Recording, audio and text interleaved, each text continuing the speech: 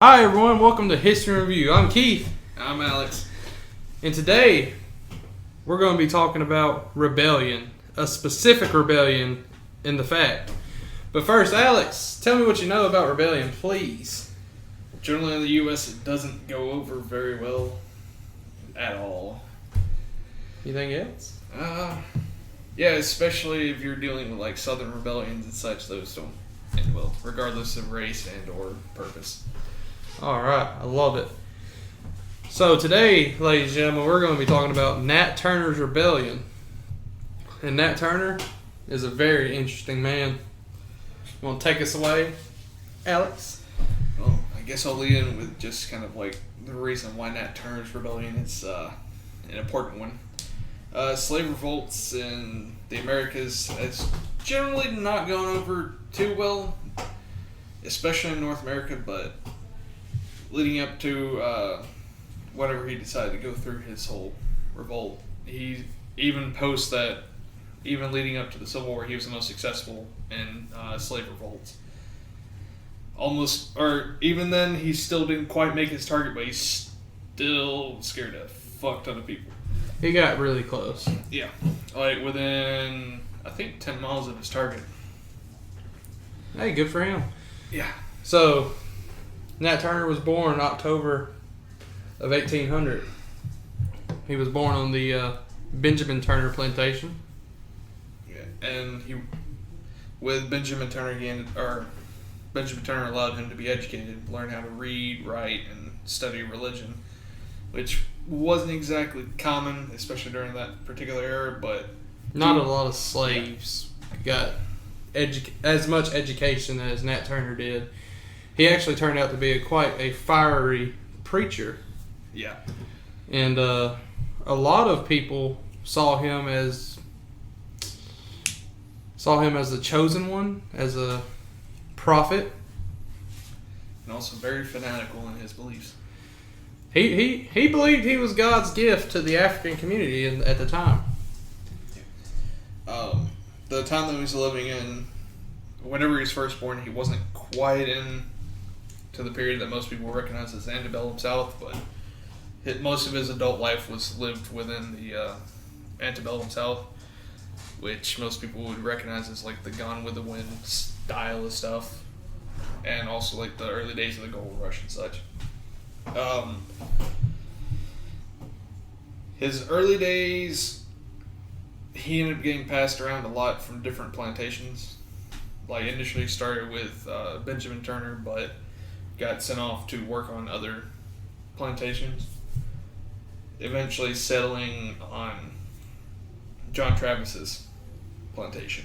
Before we get to John Travis, I would like to point out a fun fact that I kind of forgot before we started researching into this, that back in the day, slaves would actually take the last name of their first master.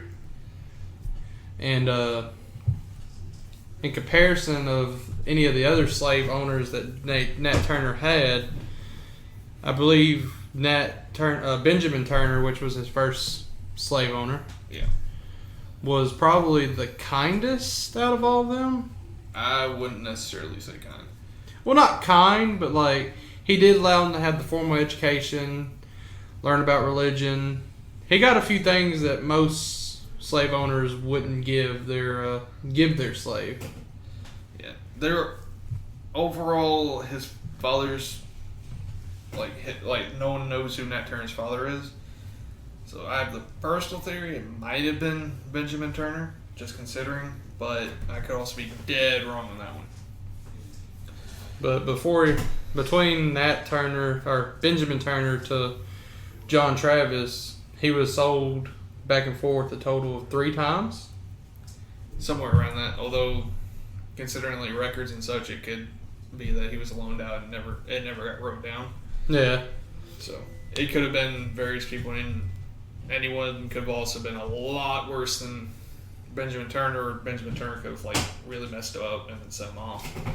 And before we continue on past the John Travis, I really feel like we should talk about just gross. There I go again, messing words up. Just touch points on life as a slave back in that day. Life on a plantation.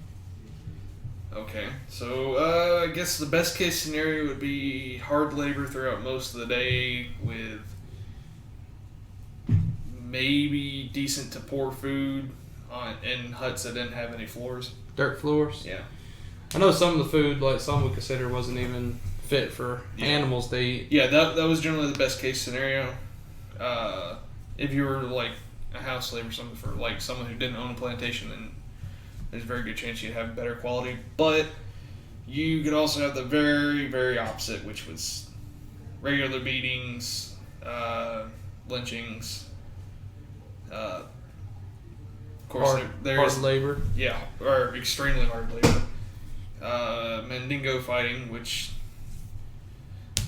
or for whatever reason, like America, before, like especially before like the Civil War, had a real like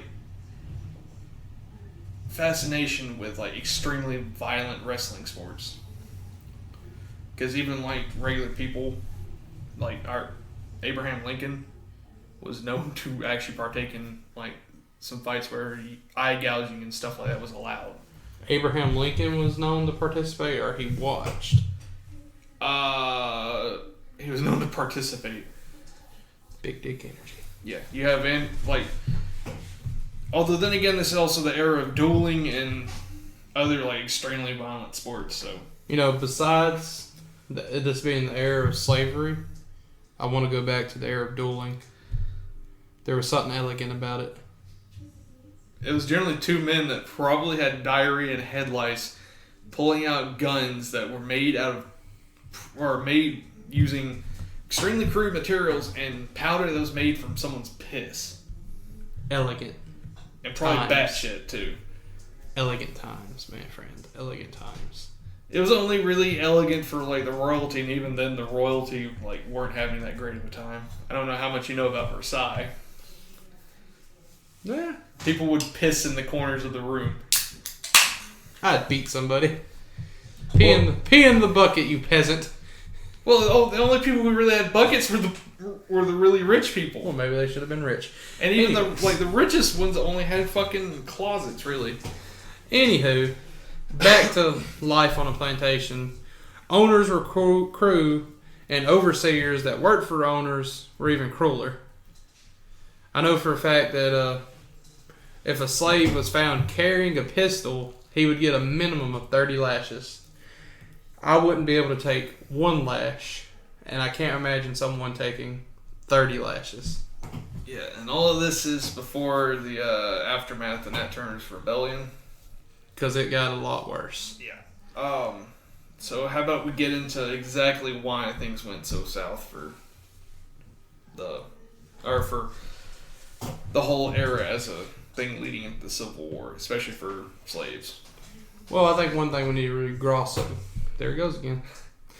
One thing we really need to talk about is Nat Turner's fixation on thinking that he was God's chosen one to rebel and free his people. He was... Yeah, that kind of plays into the whole idea of like his fanaticism and his beliefs. Yeah. For example, he actually escaped the plantation and was on the run for 30 days. This is all before his rebellion. And he claimed to have seen a vision from God telling him that he needed to return back to his master.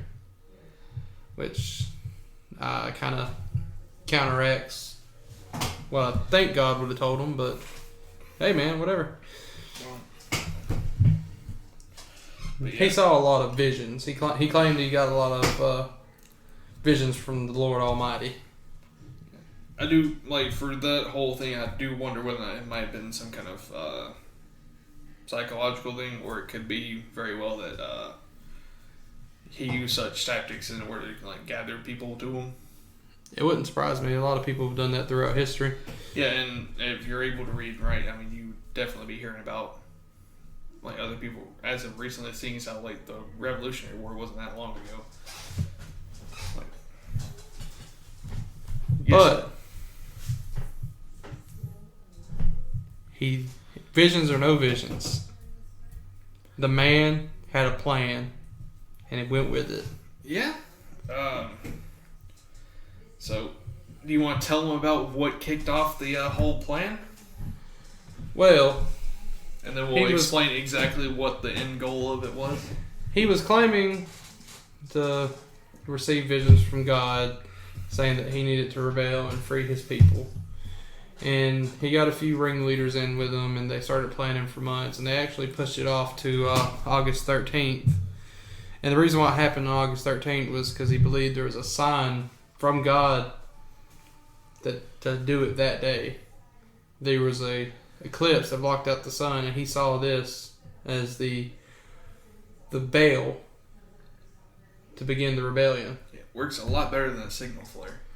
Hey man, I wouldn't expect it.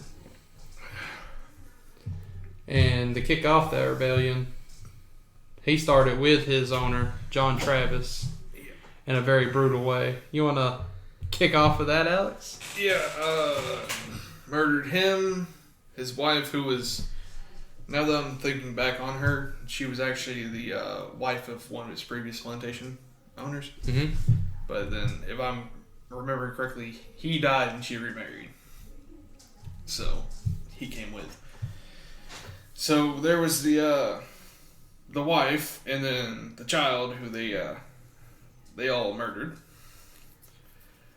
Which was not a fun time. And then they kicked it off by murdering about around 60 people, which included women, children, men, and even a handful of slaves. This wasn't all at once. Like, this wasn't just a random spurt of violence. Yeah, they were actually aiming to make their way into Jerusalem, Virginia, because their plantation was a bit of ways off from it. And sees the armory there, and so they can arm more slaves. There was a long-term plan. Yeah. However, they didn't quite make it. They made it to within just a few miles of Jerusalem. I think roughly about 10 miles. I can't remember the name of the plantation they got stopped at, but the government came in. Yeah. Well, it wasn't just the government. It was a lot of white militias. Because this is the South you're talking about. Even back then, they were all armed to the teeth. Yeah. So while his revolt got stopped, Nat Turner wasn't actually stopped there.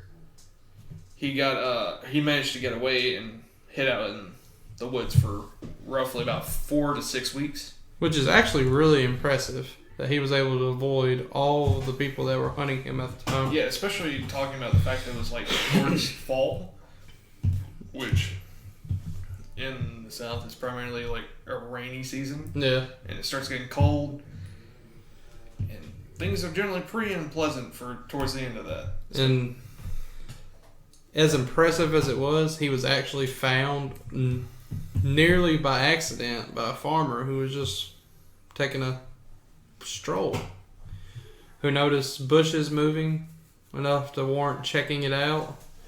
And Nat Turner actually came out of a foxhole and surrendered, had his gun in there and surrendered.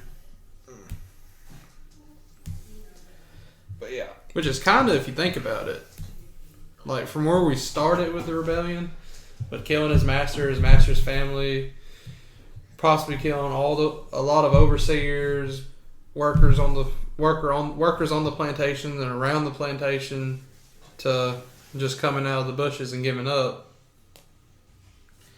Well, the whole thing is, like, you do have an entire month that you're just sitting in the woods, and that ain't an easy time. It doesn't matter whether or not you're a slave, well-trained dude or not. It's hard. Yeah. I mean, I couldn't do it, but I also wouldn't be able to mount a rebellion, in my personal opinion. But unfortunately, the end outcome for this was not a very pretty. It was not. Sight. It was not. He was found on October 31st. He was tried and hung on November 11th. And there's actually rumors that say after he was hung, they actually skinned his corpse. Yeah. And he wasn't the only one that felt the wrath of the outcome of this rebellion. Yeah, just about everyone who was directly participated in this was either lynched, killed, or otherwise beaten. Yeah, a large militia of white Americans went around beating slaves. Yeah. Quite a few of whom, like, I think it was up to upwards of 200 to 300 people that were. And that was just the small ripples. Yeah. That of the aftermath. Yeah. Because actually around this time period, it's not really popularly known, but there was actually a smaller movement of emancipation that was talked to releasing the slaves. And after this rebellion, that kind of sent that movement to a halt. Pretty much since, like, the foundation of, like, the United States, there's always talk of, like, emancipation. Yeah. And overall, you had the Three-Fifths Compromise, which allowed the United States to exist in the first place.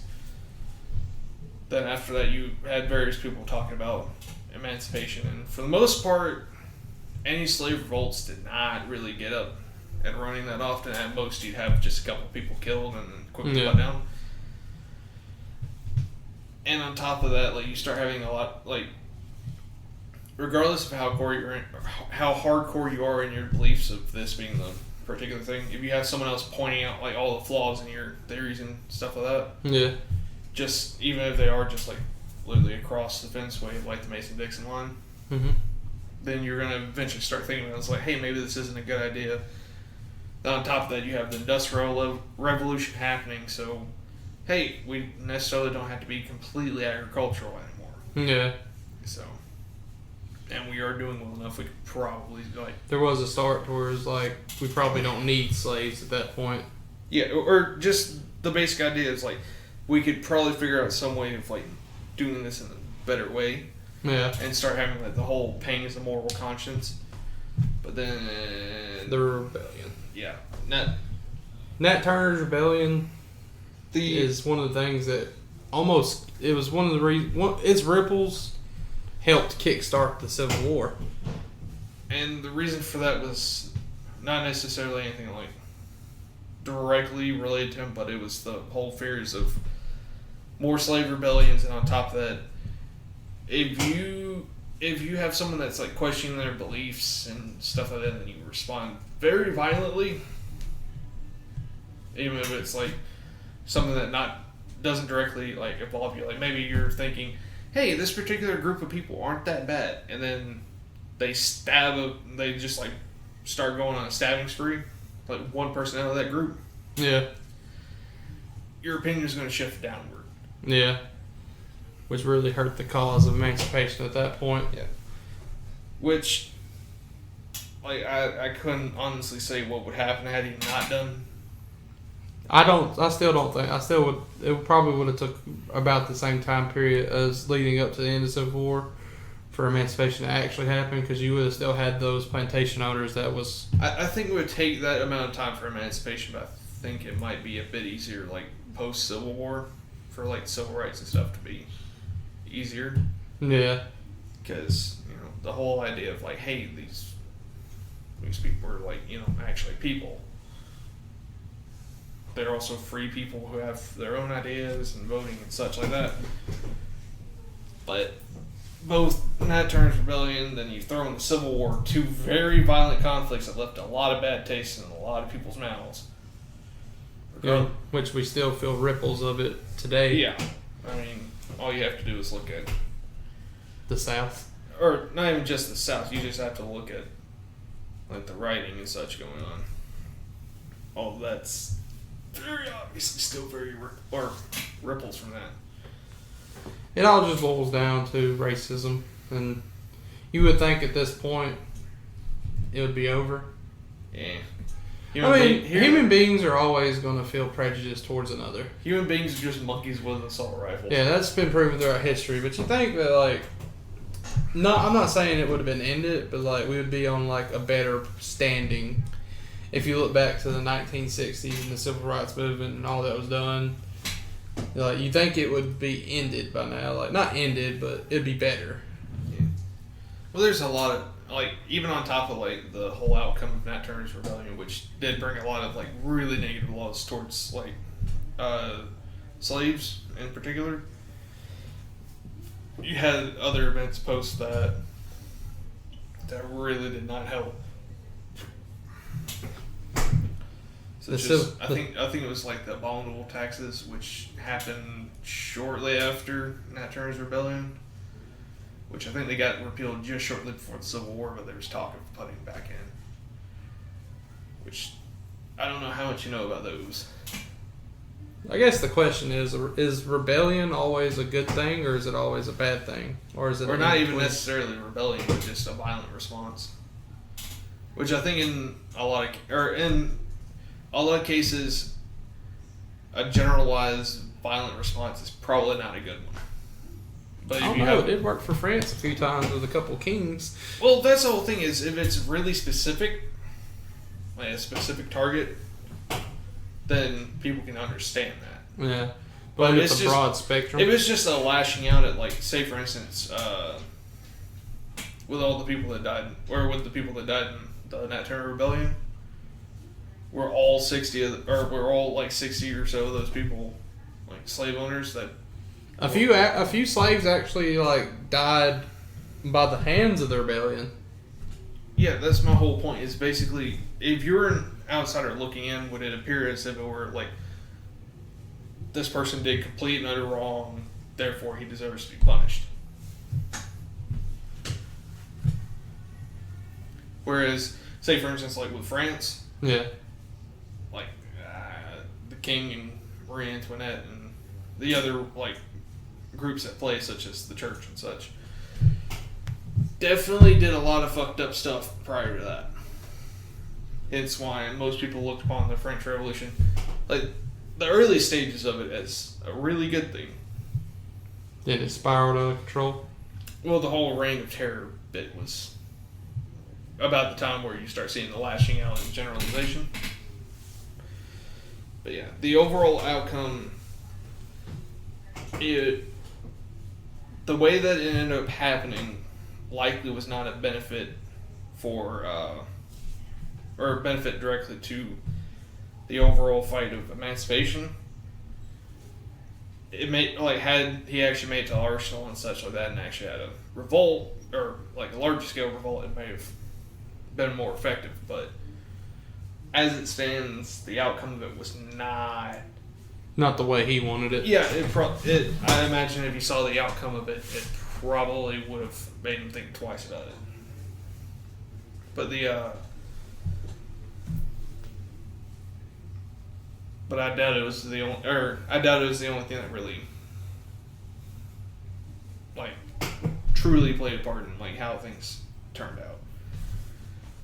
I know that later on, during the later portion of the civil rights movement, like towards the 60s, turning into the 70s, he became quite a big figure for people who lean more towards the Malcolm X. The opposite end of the spectrum of Martin Luther King Jr. I wouldn't say necessarily the opposite end, but just same spectrum, just slightly different in views. I'd say it's about the same spectrum as like Booker T. Washington and W.B. Du Bois or Du Bois. I can't remember exactly how you're supposed to pronounce that. Have you ever read that poem? No. Do you know it by heart? I don't know it by heart, but you have failed the viewers, Alex. Well, it was written during the Harlem Renaissance by Langston Hughes. Yeah. And the whole debate of it is Booker T. Washington had the idea of wait patiently, gather your material. And then once you gather that material, they can try to take it from you, but they have to show their hand at the time. Yeah. Whereas W.B. Du Bois, who most people know who Booker T. Washington is, but I think outside of like NAACP groups and such like that, most people don't know W.B. Du Bois. He was one of the early founders of most of the like just organizations that were dedicated to actually helping black people. And probably some of the earliest foundations, like the more black power movements.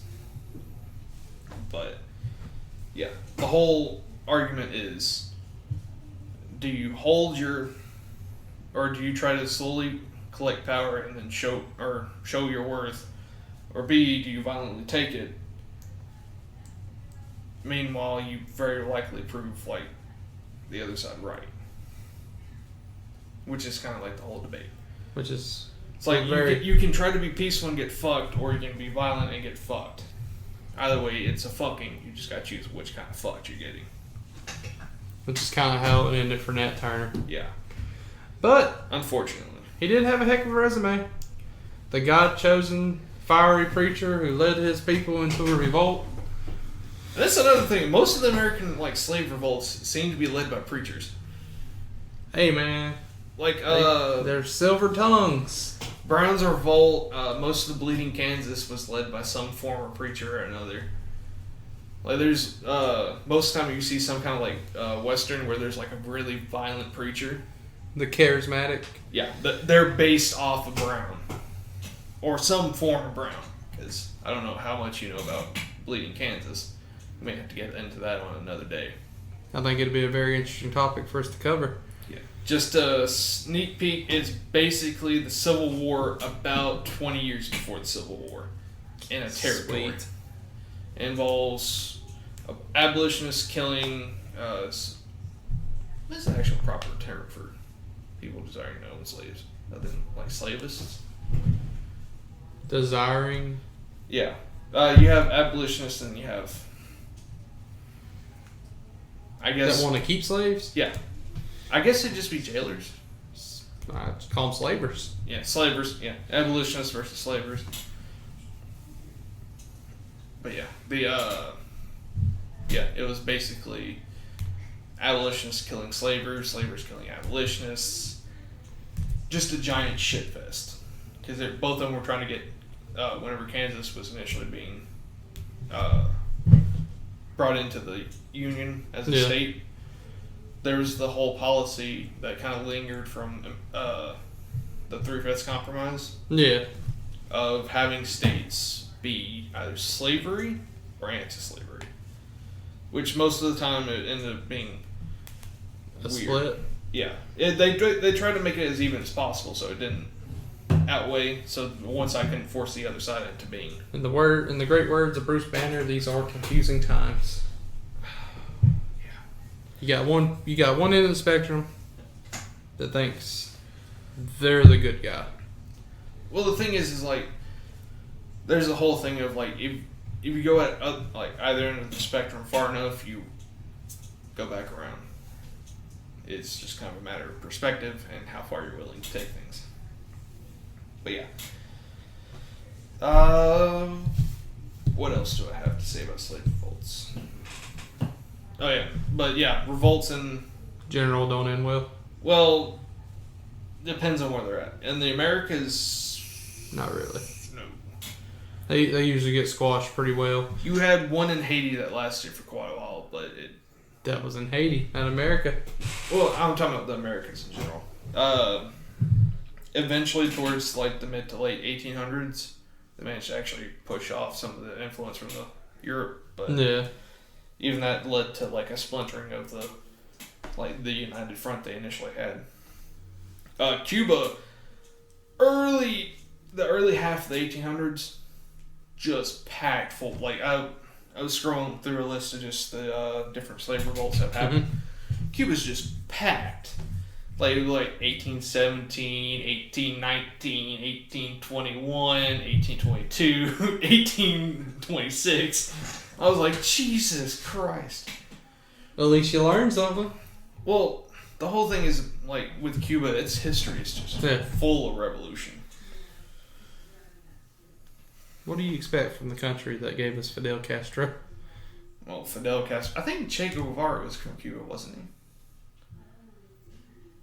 Alright. I'm a little rusty on that part of the spectrum. Well, That's the guy that like always has the inspirational look and the kind of like painted red with the rough hair, right? Yeah, the guy that's like... He wears a beret. That most people that are like super black power and or communist are... Where I've seen people with his face. Yeah. He also had a few like very nuclear, like pro-nuclear option statements, but... We'll get to him on another day. Yeah, we'll get to him on another day. But in conclusion, Nat Turner's Rebellion, It didn't end well for Nat Turner. It didn't end well for John Travis, and it definitely left a mark on American history, particularly civil rights history. Although we do have to applaud his attempt. I have to applaud as a tip. That's some energy right there. Yeah, I mean, yeah. Let's kick off a rebellion in the middle of slave-owning country with a solar eclipse that you believe is sent by God. Hey, man. Hell yeah. Let's do it. Only one day I'll be as badass as Nat Turner. Maybe I won't kill the children like he did. What the fuck, man? Maybe. You could just let on. It's like, maybe I'll actually make it to the armory this time. Yeah, maybe I'll get to the armory, but maybe I won't. Let's be honest. I wouldn't get nowhere. Yeah, I wouldn't get anywhere either. Like, maybe... He got further than we did, and we're going to give him his... Maybe plus. it was in an area that's a lot more, like, not as, like, secretive. Like, say, for instance, if I was, like, in the north trying to do some kind of... It might have went his way. If you think about it. Well, I don't know, because they're... Them darn Yankees. I don't know why, but there's a lot of, like, slave revolts, like, not necessarily a lot, but, like, most of the notable ones happen roughly around Virginia or Maryland. I think they were probably the harshest. Because, like, the Browns attack on Harper's Ferry, I think that was Virginia. Hey, we might have to cover that one day. Yeah. We'll save that for I Black think- History Month. Yeah, I think that one was 1850 something. Anyways, Which he actually invited Harriet Tubman and stuff like that to attend, but she didn't come? well, she didn't come. Frederick Douglass didn't come. Apparently, Harriet Tubman, it was more of a case of she was sick, although it could have been more or less. Yeah, I'm sick, man. It could have been more of a case like everyone else looking around is like, this is a crazy cracker. You know who would have came? Who? Nat Turner. Oh, Nat Turner probably would have fucking came. But in conclusion, I have to applaud the man's attempt. He's left his mark on history. Yeah. And I had fun researching this. I hope you had fun. Yeah. I hope the listeners have fun learning a little bit about it. I know we rambled on a little bit, but hey. Hopefully we had some interesting facts in there. Hopefully. But if not, you fell asleep and I forgive you, America. I forgive you. But in conclusion, if you like this video and you like what we're doing, please leave a like, subscribe, and if you want to engage with us, comment, leave any questions, anything you might have to add about Nat Turner's Rebellion.